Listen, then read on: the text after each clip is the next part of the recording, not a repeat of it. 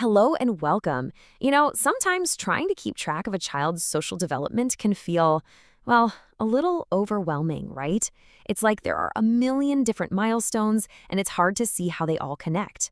But today, we're going to fix that. We're going to turn that big, complicated chart into a simple story you won't forget. So yeah, that's the big question. How can you possibly remember it all? From using a fork to learning to play with friends, there's just so much. But what if there was an easier way, a much more intuitive way to think about it all? Well, here's the secret. We're just going to think of it as a simple story. A story that's familiar to pretty much everyone, the story of a child's day. You know, the whole routine of getting ready, heading out to play, and then winding down afterward. It's a natural flow, and it makes all these milestones so much easier to place. So, here are the 4 chapters of our story. It's super simple. First, you've got to fuel up. That's all about feeding. Next, you get ready, which covers dressing. Then comes the big adventure. You go out to play. And finally, you wind down, which is all about toileting and hygiene.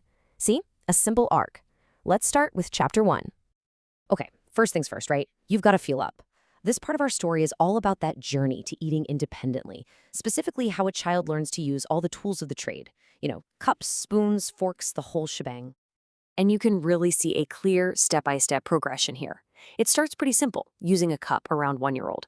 Then, by 1.5 years, they're getting the hang of a spoon. At 2.5, the fork comes into play. A knife for spreading shows up around age 3, and then the grand finale. Coordinating a fork and knife together usually happens around age 4. It's a perfect little roadmap of how those fine motor skills get better and better. All right, so our little one is all fueled up. Now it's time to get ready to go out. This chapter is all about dressing. And honestly, there's a really fascinating logic to how these skills develop.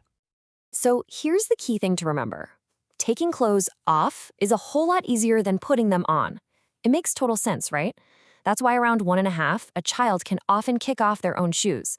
By 2.5, they can usually wrestle a t-shirt off. But putting clothes on? That's trickier. So at 3, they can dress with a bit of help, but by 4 years old, a lot of them are getting dressed all by themselves.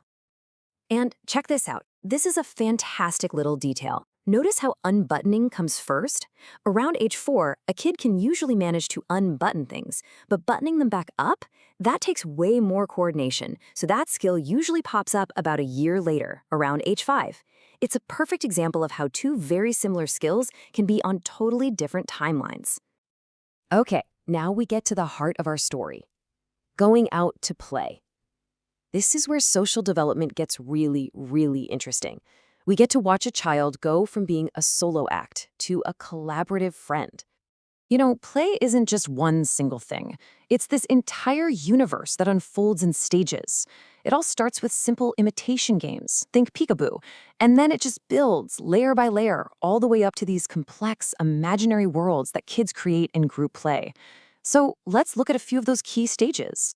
One of the first huge leaps happens around 1.5 years, and it's called symbolic play. This is that magical moment when a child's brain realizes that one thing can stand in for another.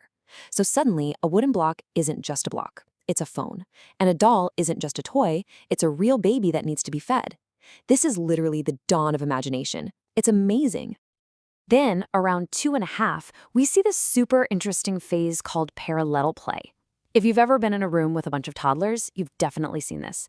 You'll have several kids playing happily right next to each other, but they're not actually interacting. They're like little planets in the same solar system. They know the others are there, but each one is totally in its own orbit. It's such a crucial step toward playing together. Right around that same time, imagination just explodes. We get pretend play, which is when they act out things they've seen, like chatting on a toy phone. And we also get imaginary play, where they might be talking to an imaginary friend or making up a story about something that isn't even there. They are literally building worlds inside their heads. And it all leads to this, group play. This really starts to blossom around 4.5. And this is where everything we've talked about comes together. Kids start playing with each other, not just near each other.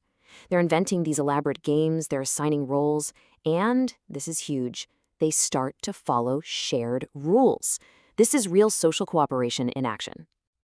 So here it is, the whole journey at a glance. It kicks off with simple imitation games before they're even 1.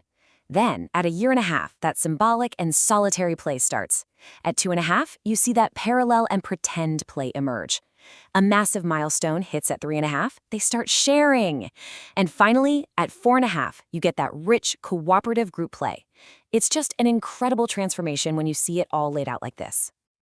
Okay, after a huge day of playing, it's time for the final chapter of our story, winding down. This part covers those really practical but super important milestones of toileting and getting all cleaned up. The road to toilet independence is definitely a gradual one. It usually starts around a year and a half, when a child can begin to signal that they need to go. By 2.5, they might be staying dry during the day. A big leap happens at 3.5, when they can manage going to the toilet all on their own. And then, by 4.5, many are staying dry both day and night. And just like we saw with dressing, different hygiene skills show up at different times. Washing hands is a fairly simple motion, right? So kids can often master that on their own around age 3. But brushing teeth, that takes a lot more coordination and fine motor control. So that skill usually solidifies a little later, around age 4. So there you have it. From fueling up to winding down, this simple little story gives us a way to think about it all. But it's so important to remember that every single child's story is unique. These milestones are just a map to show the general path. They are not a stopwatch for some kind of race. Really, the most important thing is to just watch and celebrate the amazing, incredible journey they're on, right now, today.